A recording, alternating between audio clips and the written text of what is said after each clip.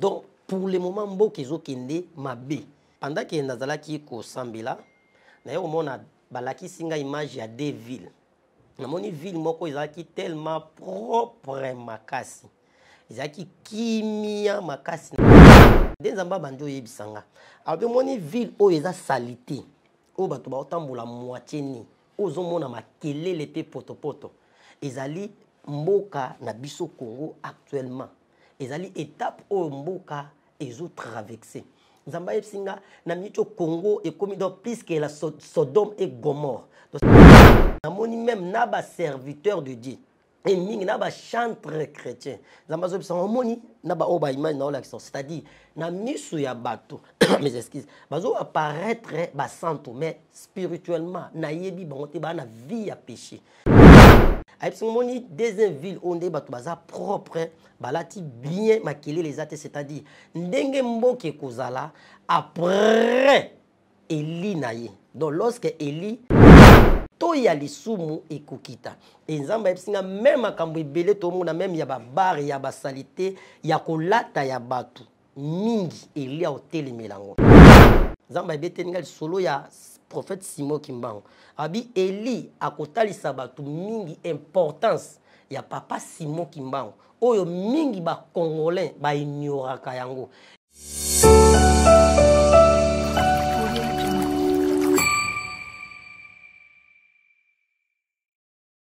Vérité et réalité, votre magazine. Mesdames et messieurs, vous nous suivez sur Nouvelle Tendance Télévision, culture d'excellence. Au rendez-vous, nous vous transmettons les salutations de la part de toute la grande équipe.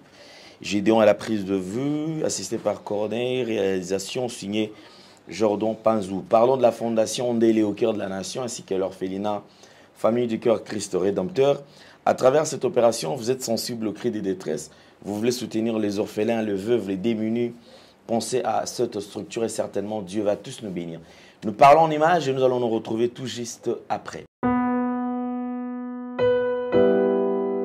Tango nyonso molinganga nazalaki komona baninganga na baboti na bango nga baparent baza te vinanga pasi.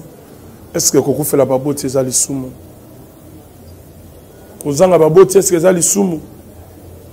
Voilà. Nakopesa bino message l'orphelinat Christ Rédempteur et ana posa lisungi na bino tala musala munene zo sala pona bana tala musala munene sala pona bana oyo mokile tiki ebwaki mais nzamba termine nzelo orphelinat oyo pona ko encadrer bana oyo yaya lisungi na yo to ana ngoposa 1 euro no to ana ngoposa pona mwana moko tango mwana moko alie nzambe ya bitike oya permettre ete na nzela no mwana alia akobosa na ote. Voilà message ya l'orphelinat Christ Rédempteur. Tu as besoin de sungi na bino ba numéro eza na se kota contact na biso assistance na yo et aux ali sungi pona bana que le Dieu des orphelins a bénir diama mtu nyoso ja ta likanisa ko sala quelque chose peut osali yango zamba pambola bino.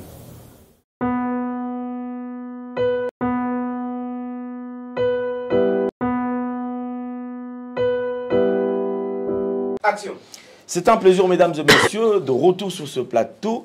Nous allons vous proposer les différents produits disponibles chez nous. Alors, vous en avez besoin, n'hésitez surtout pas, n'hésitez surtout pas. Alors, on prend la pub et on revient tout juste après. Merci, Banakin, Bana monde entier. Maxi bien-être. Sougala café, logo, na mêlé logo, mais le logo est à ma baie. Il y a bien pour la panne technique, mais quand ça les langues on a ma bête, ça les langues pour la maman. La célibataire de l'ingénieur. So maga boma mukolo bala. Pourtant nous va produire en autre soute. Merci bien-être. Yango yo. Lukango benga ndekonanga Alain Dele. Yé mutu ayebi esika ko fournir yo autant que tu veux. $35. Et c'est belé na kati. Sobo melika moko de jour bien. Mais hémorroïdes banini tout ça. Bilialia, vanda, musala, banini. Et réparer au système ya break. Et réparer au fonctionnement. Fonctionnement ya break de break donc et son fonctionnement ya bien. To comme ba Congolais toujours gagner ba match. Oza ba défaite. Papa technique en plein match, c'est pas bon. Zongela et loco. Nana c'est éviter de dire, surtout ma pasteur, bodingo mela mela, boyawa. Bobenga pena alendele, un numéro nae, pour bobenga pour bozo loco. C'est important. Traitement poison, anti-poison, yango yo. Ne ba mususu mela en avant, kende obima, o mela melango. Ça des jours, atabati le loco. Moi cuire mon corps, c'est bon. Oyope anti-poison. Donc ce que ata izana kati. Et longolango alende le mikolo som nabité mindela ngo ba pese biloko ba udia po biloko ngo bendeza ya solo mikolo ba tchaka poison à toi famille te à toi problème na mututé jalousie car do ba produit ngwana ya anti-poison oyo pe anti-poison donc benga alendele à partir na ye ayibindeni oya ozwango nzambe na nga pambola bino mi batela mboke komi biete bato ba komi na jalousie oyo tozo comprendre de souté bana mike bazo kufa mikolo bazo kufa ba otiana bana bébé ba poisson donc toujours zala nanti na ndengana nga na ndako c'est bon que Dieu vous bénisse. Merci beaucoup. Nous avons le plaisir de recevoir sur ce plateau un homme de Dieu, c'est un prophète de ministère depuis un certain temps. Je pense qu'il est permanent, il est régulier ici sur nos antennes. Alors aujourd'hui, c'est un plaisir encore de partager ces plateaux avec lui. Prophète Guélor, bonjour et bienvenue. Bonjour Papa Alain, merci beaucoup. Ok, merci. La base dit que depuis un certain temps, démarche, vous allez que ça les aller plus lorsqu'on reçoit les serviteurs de Dieu, ceux qui portent le message au Italimbo Cannabiso, nous avons besoin, il y a quand même une piste des solutions. Parce que c'est que vrai, nous avons compris que beaucoup de prophètes utiliser mingi analyse politique. Beaucoup de prophètes utiliser mingi attitude oyo tozali ko traverser na yango. Mingi bazali ko bongo la prophétie, c'est-à-dire makambo oyo bazali ko mona asali analyse ye moko azomona keno lokola oyo na oyo bazali ko welana. Waza mwa makasi. Na moni ke suka lokola za pena soutien oyo ne moto à convaincre. C'est-à-dire que propre pensée na bango, bango va changer yango, va attribuer yango nzambe, va coller comme nzambe et balobi na suka ainsi dit les seigneurs, ainsi dit l'Éternel, va peut andimi na bandako. Amen. Mais sur le plan pratique, tout ce que nous sommes en train de vivre, c'est le contraire. Il y a un message au union soto bazaliko étalé. On se poserait cette question. Dieu s'est-il repenti dans ma message naïe? Ou encore, Dieu s'est-il trompé? Ou encore, Dieu a-t-il oublié ce qu'il a toujours dit? Ça, ce sont des différentes questions autour de Zalanango, mingi. Depuis moi, Mikolo, au comme message, est allé Mboka. Nakota la Mboka, selon Yomoko. Na kibo motondengo poser question ana Mboka ezo ke bien te. Là, il faut tout le on a ligné ezala quand même vérité. Penser na yo. Oui. Les anzambete. Oui, on va penser nanga puis analyse nanga état qui est citoyen congolais. État qui est responsable, état qui est congolais. Malheureusement na mboka na biso et comme ces derniers temps ce que sali analyse tout lobby et lo moko o fait ezan normal ndenge mboka ezo kende ba traiter soit rwandais soit ennemi ya mboka. Oh, ce n'est pas ça. Ce que loko eza bien to ko loba bien. Ce que loko ezo kende mabe, il faut to loba yango. Moi même bateau ba kamba biso papa là à des fois na ko bisanzambe mingi même net chien nos nouvelles tendances ba te belé balandango ba konze belé ba te belé partout balanda ce loko eza mabe il faut to loba mabe ceux qui tozana facilité peut-être okuta na bango bofa peut-être na nzela ya média ba koyi ko yoka pe ba changer donc pour le moment mboka ezo kende mabe mboka to loba mboka ke malamu ndeni tandis que une grande partie ya mboka ke donc, dans la communauté, dans deux pays. C'est-à-dire, que est bien. Sur le plan social, pays Makambo aussi mbaté. Ils ont aussi mbaté. Nzalezaka makasi. On a tout kolobate. Surtout le bito qui est nanzela banzela. Donc, pour tout comme même na plateau, ils ont un ko yibi. Donc, combien les années tu peux commencer un miracle nanzela pour tambola. Courage zate. Mais zate donc pas ces en mboka. Donc c'est ça, c'est non mboka qui est bien. OK. Merci beaucoup.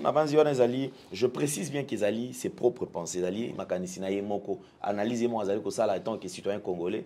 Parce que Bissou sont congolais, sont libre. Il y a qu'à mettre un point de vue. Lélo, effectivement, cette histoire, il y a Rwandais qui ont traité Batouba Rwandais, Banani.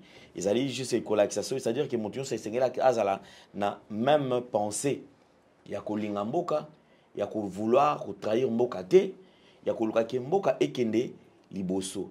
Mais n'empêche que les Congolais peuvent les citoyens, ceux qui ont moni que ma bête à Betambela.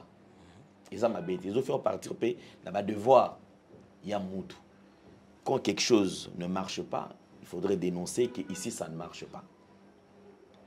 Quand il y a un point qui bloque la situation et que yo, au comprendre que on est allé bloquer et c'est yo dénoncer au lobayango pour que ba o bazali bakambi bazelo kwana ba na ko changer méthode ya ko salela. En fait gelo lelo est dans nouvelle tendance télévision na base que ota ekoleka leka. D'après qu'est-ce qui fait que bazo traiter yo de Rwandais aux alliés sens patriotisme té au lingimboka té d'après yo zaponani. Les gens n'aiment pas la vérité. Papa le même sautozongi même la Bible. Jésus-Christ malgré selon plan Nzambe esenga ki aya akufa pour na biso tozala sauver.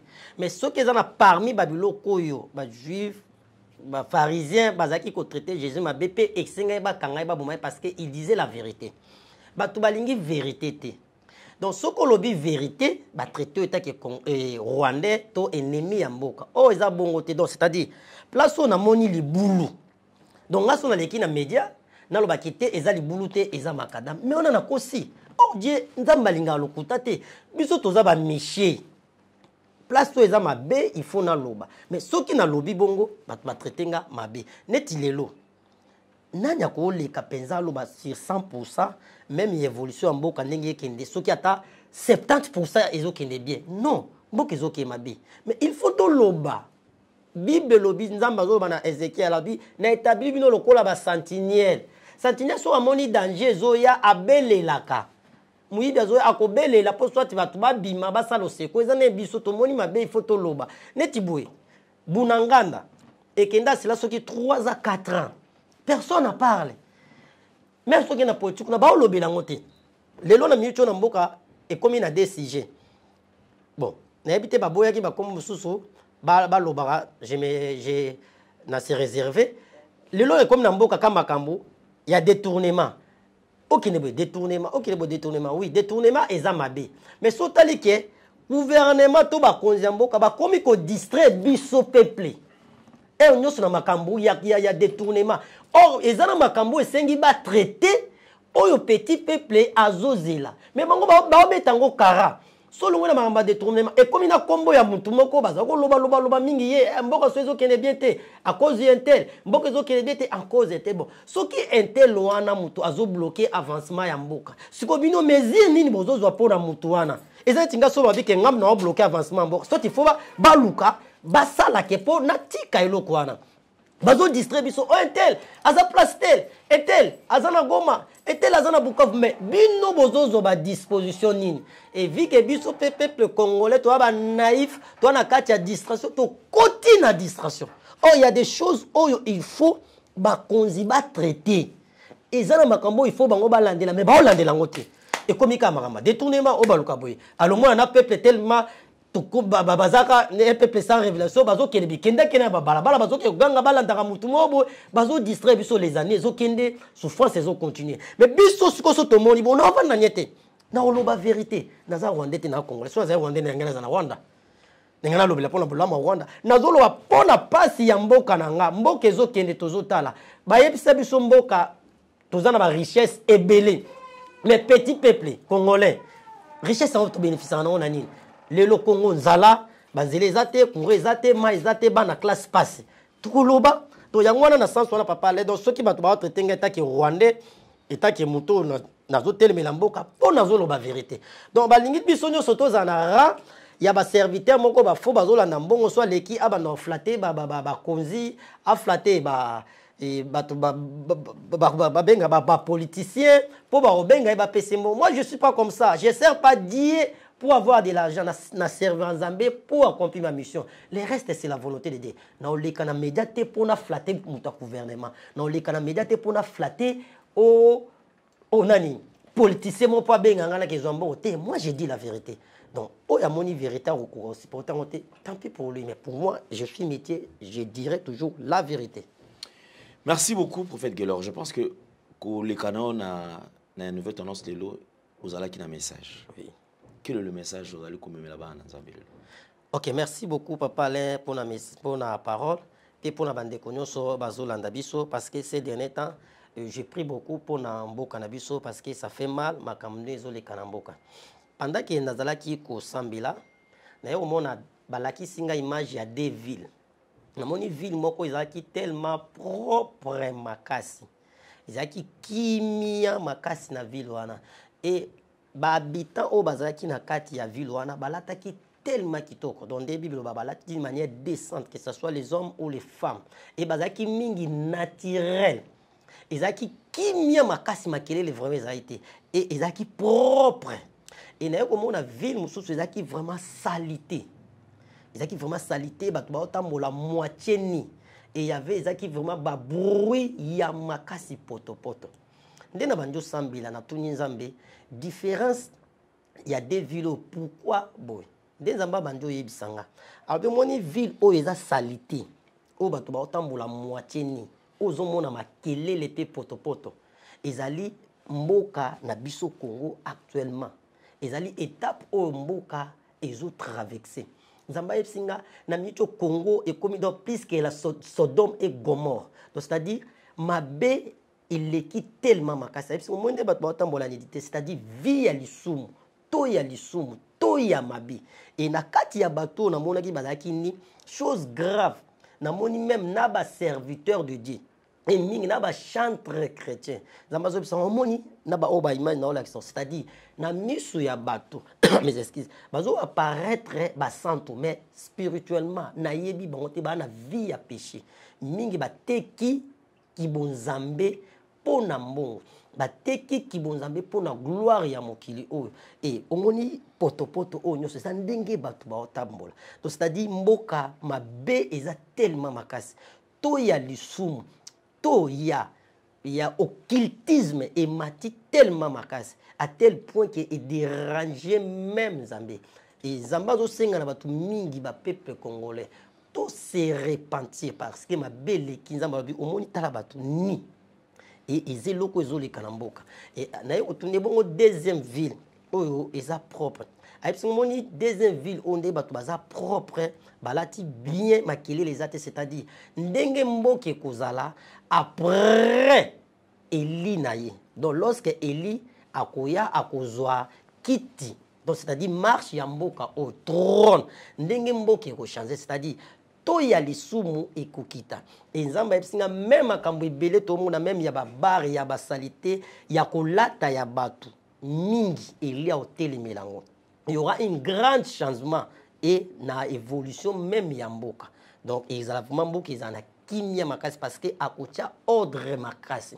Et nzamba yoye sanga susu et lorsque même Eli akoya nzamba beteninga solo ya prophète Simon Kimbango abi Eli akotalisa batu mingi importance ya papa Simon Kimbango oyo mingi ba congolais ba ignoraka yango et Eli a obetela batu solo même comment ndenge ba mindele ba etufaka papa Simon Kimbango azaki important pour na Congo et ba mindele nde mutu ba etufa nzamba epsinga lorsque Eli akozwa trône ako expliquer batu importance pe mission ya papa Simon Kimbango ici au Congo. Ezaki message oyo nazwaki pour na mboka papa. Et alors s'il faudrait peut-être je ne commande pas le message généralement mais comme ko expliciter batu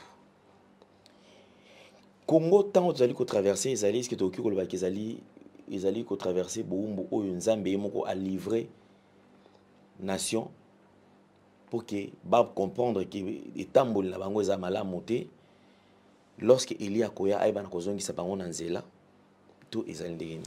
OK, merci beaucoup papa, c'est une bonne question. Koloba ke nzambe a livré Congo, c'est pas d'abord ça. Et surtout tangi na Bible, Bible le salaire du péché, c'est la mort. Oui. Donc c'est-à-dire pour il faut pécher ça. S'il n'y a pas de péché, il n'y aura pas la mort. Donc c'est-à-dire l'homme abukaka oyo ye alonaki. Donc c'est-à-dire ceux qui ont makamususu oyo biso ba congolais tozo sibir. Eza oyo biso moko toloni un non zambi. Et lorsque botier peut-être batu oyo, je donne l'exemple batu oyo bazana choix ya nzambe te. Batu oyo bazana katia choix parfait ya nzambe te ke ba diriger. Lorsque siko ba conséquence wana ezozonga na peuple. Ezate ke nzambe mutu a abandonné peuple wana. Ezali fruit ya batu wana bango moko ya bato batiaki. Donc mingi oyo biso to sibir na mboka. Eza nzambe te. Eza congolais ye moko. Nde mutu aluki problème wana. Et deuxièmement, parce que jusque là, les Congolais belé bazo comprendre langage ya Nzambete. Et belé bazo comprendre même Nzambete. Bazo ki na kati ya ba distraction. Or ce qui peuple tozongi na volonté ya Nzambe. Tozongi na se ya makolo Nzambe to luki volonté ya Nzambe. Et Nzamba obimisa biso na kati ya makambo yo et tango kotinda elina les choses vont changer. Donc auto sibi ezali biso mokonde parce que na en général parce que toi ba congolais biso mo ba congolais ne to luki yango et sans Nzambete Nzamba kotinda ako faire souffrir peuple nyonso na souffrance non ezande biso mo to lukaki yango bato ba diriger biso est-ce que Nzamba mutachaki bango biso mo to chaki bango. Mais les kambo ezali ko tia ba congolais na kati ya confusion ezali que il y a eu des hommes de Dieu qui ont confirmé que le temps de Dieu est arrivé et que celui qui dirige le Congo aujourd'hui, c'est un choix de Dieu. Dieu l'a choisi pour que alongo la Congo na bisiko ezalaki et comme on est na et qui na émergence. Et comme ça c'est confusion nakati. On dirait ce qu'on a un message à l'autre c'est comme s'il faut congolais azela lisusu ezana un élu de Dieu qui viendra sauver la nation. Merci beaucoup papa Lé et question moko ya kitoko lisusu. Oyebi na kopé ça va tout des différences. Lorsque muto azana volonté ya Nzambe, azui trône, to azui relève yelo komoko. Vous savez lorsque Saoul azaki roi, azaki choix ya bat parce que ba israélite nde ba senga ki. Et lorsque Saoul a péché, Nzamba poni David, l'homme c'est l'homme au cœur. Et vous verrez qu'il y a une différence entre reine, il y a Saoul, na David. Même surtout il y a Salomon na Saoul. C'est-à-dire muto azui trône na volonté ya Nzambe. Et là, c'est la paix. Jésus a dit, je vous laisse la paix, je vous donne ma paix. Donc, c'est-à-dire, ceux qui ont des troubles, à côté de kimia. Ceux qui ont des sima, avant le gouvernement en place. Ceux qui ont lobby, ndenge pe batu balobatu ndimi ke ba baby sa kimboka, ba tia kimboka na trouble na ba guerre. C'est-à-dire oyaye oyo aza sur place soki azali na volonté ya Nzambe alinga amema kimia mais kimia eza te bunagada ekei na moment ya gouvernement oyo ekei c'est-à-dire trouble ezali kaka guerre ezo continuer Gome ekei Bukavu ekei bon ebolobi ke mutu wana aza na choix ya Nzambe ndeni tokoka ko récupérer bamboka wana te de toujours lelo phénomène kulu na pe insécurité. Et à ma crasse na mboka on nga kunda koloba te yeta ke journée ça ma yelo yebi combien ba oboma bato même na moi c'est comme muto Nzambe a tindaki est-ce que aokoka otia kimia na mboka te pourquoi de muto so za na volonté ya Nzambe ayaka na victoire papa banda to bandi ko bunda ba rebelle so na bosani peut-être yo ko sa réponse na moni muko mona to victoire te. Parce que Tobandi, Bandana Babeni, Babunangana, Babunangana 4 ans ou 3 ans. C'est-à-dire que tu as une victoire. Tu as Goma. Tes victoires sont parce que la diplomatie déjà va sur l'accent. Papa. Si tu as gagner, tu as vaincre. Voilà le coup. Les lots quand même, tu as sous l'État, sous un membre permanent des Nations Unies, ils ont une victoire. Baouta, ils savent que non, ils ont un accord. Les lots, Donald Trump, Andimi, Bisson aux États-Unis, où ils ont dit que les lots. États-Unis a sécurisé azali kotala ko zelana no bato basolo si mabako ezali ko permettre que RDC kimia ekota pena na ndenge sendele moi ce ko mabesi ko na mboka na biso bato baloba vérité balingi vérité te mais bango le ba yebisa peuple vérité ba ko sabato so ba bi victoire c'est que ba récupérer bunangana non Bah l'exception na média qui bunanga nangoyo to récupérer. Est-ce que va récupérer Goma? Non. Est-ce que va récupérer Bukavu? Non, c'est quoi victoire ngweza na nini? Na Kishasa awa. Est-ce que sécurité si na Kishasa? Exact esili. Est-ce que Kouré bongi na Kishasa? Exact. Est-ce que Mai bongi? Rien. Est-ce que Banzele exact? C'est quoi victoire ngweza na domaine? So ba di victoire ezali pona bango ndi ba kabola mbongo. Là on accepte parce que to yote on a média bango na bango. To loba ko ba message msuto zana peut-être yo bosana. To ba bango na bango ba nzamba ko sa confusion na minoko na bato baza tout autour ya ba chef mboka. Ya ba konzi. Et bimiawa. Oya mbongo ce côté to kabola ngo après to ya réfléchir après. C'est-à-dire son mbongo côté ne to zana papa là na chaîne. Bon, malgré tout, on a travaillé à la presque exemple, on a travaillé à papa na chaîne. Bon, côté, papa là c'est le chef. Ah, kaboli gelo zoayo, Jordan zoayo, Jedon zoayo. Mais à bosan que chaîne, il faut pas son ma caméra, il faut pas son ma flair, il faut pas ça la boue. Un bon c'est oh, tu qui flair té. Un bon côté sous ba kaboli. Ba loba ki on ba moko. Mususu aleki sous lobi ke mbongo ba soki ya mboka nini côté. On tabangale senga ba tunga soki nini ba kabola. Oyo mutaji IGF mokoza IGF aloba kyango pe a témoigner abiba msuba ba yiba bambongo wana basomba ba mapango na GB parce que victoire ngweza victoire na domaine wana pour ça c'est la victoire ezate kuluna kisha cécilité nzale cécilité tola la libanda bana ba obenga na classe bamboka ezokindi lelo soto to fongoli medio mona nanga azana Goma buka vezana maboko na bango Goma ezana maboko na les gens meurent toujours parce que victoire ngweza wapi parce que moto nzamba atia kindeni ako ko maîtriser qui n'y a c'est que Nzamba on sait que Nzamba est incapable. Non, Dieu n'est pas incapable. Nzamba otal sake nazana yiti. Alors avant de toi la deuxième partie. Question ezali ko évoquer ko fond la biso moi sous misu mingi sous koleka. Ingi koloban boy. RDC makambuto ezali kolekana. Effectivement to yebi que non peuple congolais alembi peuple congolais passe les qui peuple congolais en tout cas makambo union surtout est-ce que les Congolais peuvent encore faire confiance que des abetozo zela et s'il n'a noté makambo zo bonga na bango ou bien Congolais azela kaka élu de Dieu puis quand élu de Dieu on des ali kambo zali ko suer ça va tout meto parce que Congolais les mi na éviter so ba opesa so Congolais sous 15 ans to 20 ans avant élu de Dieu akoma tout ça écoutez sous moto na katia difficulté. Oui, il faut peuple congolais, biso congolais, il faut tout espérer toujours. Mais Bible dit encore espérance pour ceux qui vivent. Donc, il faut tout espérer que makamba malamu ikozala parce que Nzambe na souveraineté na akoti kate peuple naye baba na ko souffrir kaka pendant longtemps pour na bonheur ya batu moboy non. Il y aura un moment où Nzamba okangola. To ko vanda pe boy lobby makambo changer. Tout peut arriver. Tout peut arriver. Sona kibomoto. Na opesa ka exemple.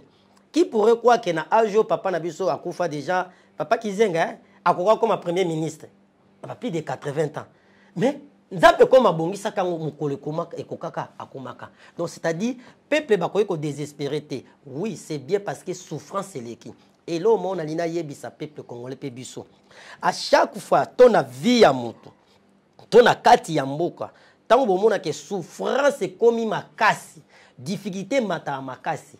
Et à ce moment-là, Nzamba telema pour ça quelque chose. Dès tout le monde on a ban à Israël, lorsque Pharaon a bandit pour faire souffrir bango, a multiplié le travail à Makasi. Lorsque bango va crier, c'est alors Nzamba qui n'a pas Moïse pour libérer bango. Moi je crois et non yebisa peuple congolais, état que congolais. Dieu a eu qui déjà collé là ya peuple congolais. Toujours la jour. Nzamba Nzambe ya multi système. À ça la kana moment na tout désespéré. Tout le monde a le beaucoup dans Zambie et makambo est changé. Nous croyons et au changé. Reine mon côté, il y a mon kili o est éternel. À part il y a Zambie, baolika, in Zambie. Merci beaucoup, prophète Gaylor. Je pense que nous sommes suivis partout à travers le monde. Et il y a une attitude qui est adoptée. Certains même ont abandonné la foi. Certains même se sont dit que nous attention. C'est-à-dire que Congolais. Oublions que le bonheur des Congolais ils dépendre de Mboka. Donc ceux qui sont malam des bonheurs à Congolais et Angoana. Donc nous avons l'intérêt et bonga et beba et ça la nini tokoti kate photo lobakaka pour y avoir accès lobimboka et kinde liboso. Merci beaucoup. Oui, papa, les attitudes biso ba congolais tokoyo kozwa, tokoyo ko lemba mboka na biso te. Tokoyo ko abandonner te, tokoyo na mboka moko o nzamba pesa biso Congo. Et elo biso toko sala to prier ka pour mboka. La Bible dit priez pour vos nations car vos bénédictions en dépendent. C'est notre pays. Ma bilo nzamba pesa biso, ma belé ba koko batiki la biso yango pe biso to tika la ba na biso. Donc tokoyo lemba ngote quel que soit ba problème, quel que soit mbonge ekosila. Mon peuple ekoleka et peuple congolais toko jure. Zambé a pambola bino, Zambé a pambola nyonso bazolanda biso sans plus tarder. Tonito joa moment na biso ya exhortation. Tonito lobela sir le jugement dernier. Thème na biso alelo tonito lobela sir le jugement dernier. Bien-aimé dans le Seigneur. Na bi keza thème o bato belé balinga ngote. Atobele zakaka alinga yamba bala au voyager au zombongo oui, eza bien, mais après li bala. Après Kozambon, après Kobota, après Moussala, ils en ont l'eau moko ezela biso. C'est le jugement de Dieu. Bien-aimé dans le Seigneur, il y a trois choses. Oyo, mutu nyonso, a ko échapper na ngote. Et l'eau kaliboso, c'est la mort. Ce qui Jésus-Christ a zongité. Tout homme finira par mourir. Liwa, il y a un passage obligé. Il y a biso nyonso. Deuxième chose, la résurrection. Après la mort, biso nyonso, ko ressusciter. La résurrection. Et troisième chose, c'est le jugement de Dieu. Bien-aimés, nous tous, tokoleka na jugement. Tokufa, to sais quoi, après toleka na jugement. Bien-aimés dans le Seigneur, lelo tala vie na yo. Soki lelo, liwo ezuyo, okufi, o sait quoi. Na jugement Nzambe, est-ce que olonga? Tala conduite na yo. Est-ce que le son Nzamba otala yo? Jugement Nzambe, est-ce que olunga? Bien-aimé, que personne ne vous trompe. Parce que ezana babi yamba mususu, ba pesa ba to enseignement que au jugement Nzambe ezala raté. C'est faux et archi faux. Jugement ezali après la mort, après la résurrection, jugement ezali. Sans plus tarder, tout en allant mokanda na Nzambe, nous sommes dans le livre de Hébreux chapitre 9, le verset 27. Je lis la parole du Seigneur. La Bible dit ceci. Et comme il est réservé aux hommes de mourir une seule fois, après quoi vient le jugement. Je recommence. Et comme il est réservé aux hommes de mourir une seule fois, après quoi vient le jugement. Bien-aimé dans le Seigneur, Hébreux clair. Et bongisa minamboto. Abi kakamba la moko. Et akufa. Et après quoi? Jugement.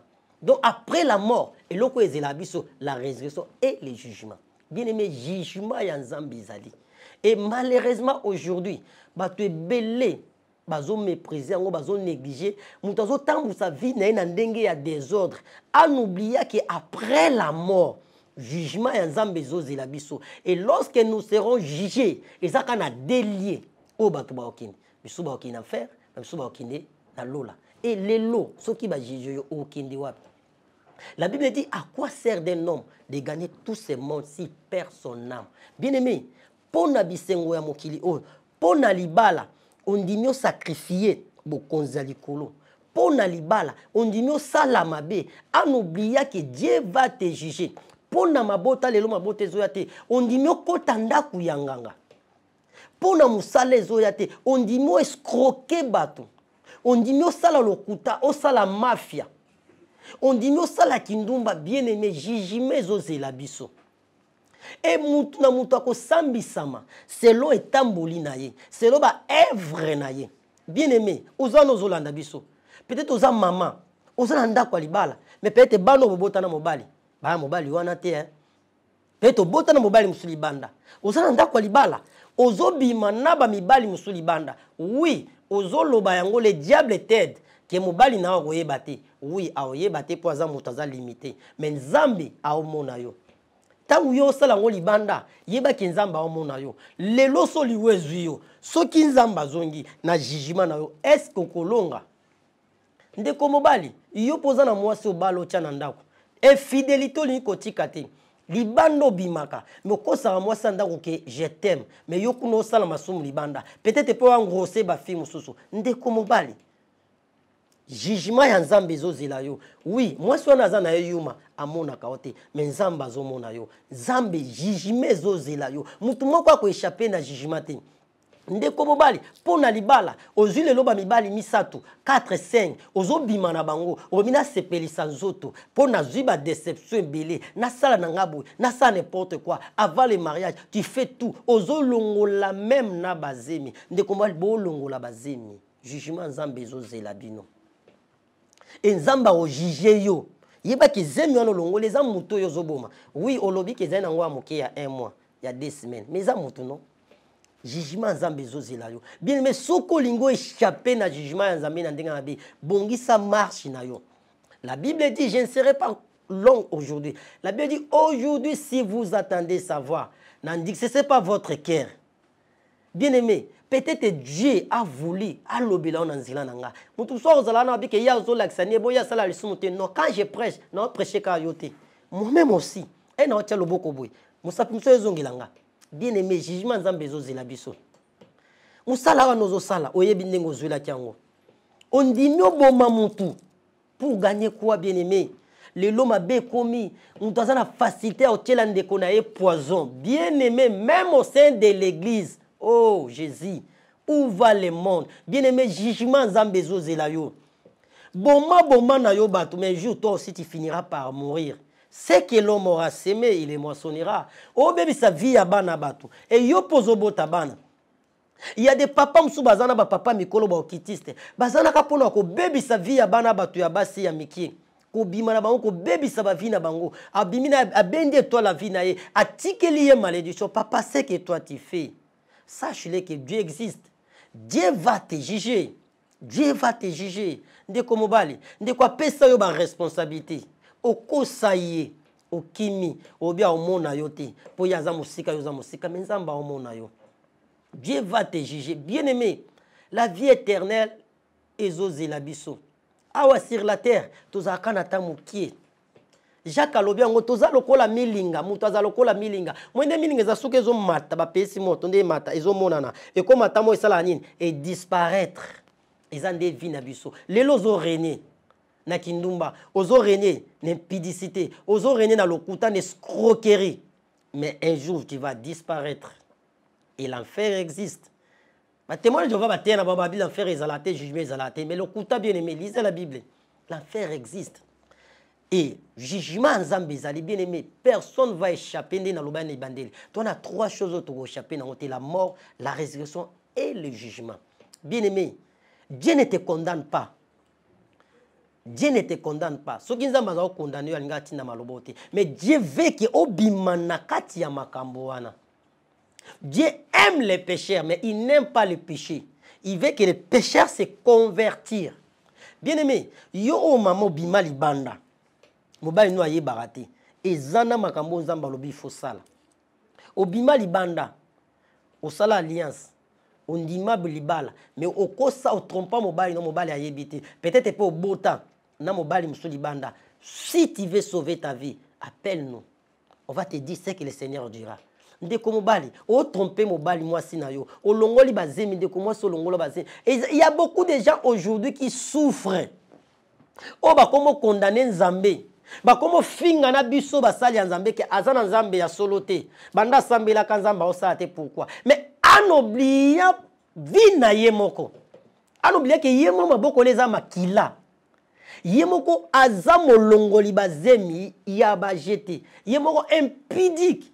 Le kuta mouyibi escroquerie. Mais Dieu va t'exaucer comment? Bien aimé. Car il est réservé aux hommes de mourir une seule fois. Après quoi vient le jugement. Donc, il faut que balete. So kufi lelo. Ba kundia histoire na mokilo esili. Ose la résurrection. Après la résurrection, tu as le jugement. Bien aimé. Dieu a besoin de toi. Dieu a besoin de toi. Dieu veut te sauver. Bien aimé. Tika viwana. Répands-toi. Soko moni muto yo salaki mabe. Wana facilité ya okinde ko bongisa na yete. Appelle-nous. To la so comment o bongisa na Nzambe. Et ça va te belé lelo. Tu pries. Nzamba oyo kana yo. Mais oya no la hote. Pour Nzambe déjà pesa yo mu Kongo. Aota la bi oyo. Atiki mobile nandako. Akenda olala libana na mibali mususu. Ezaba mususu. Ake même au-delà aba ok ça la même na inceste. Obima me peut-être na mwana na yo. Obima na cousin na cousine na yo. Bien aimé, le jugement t'attend.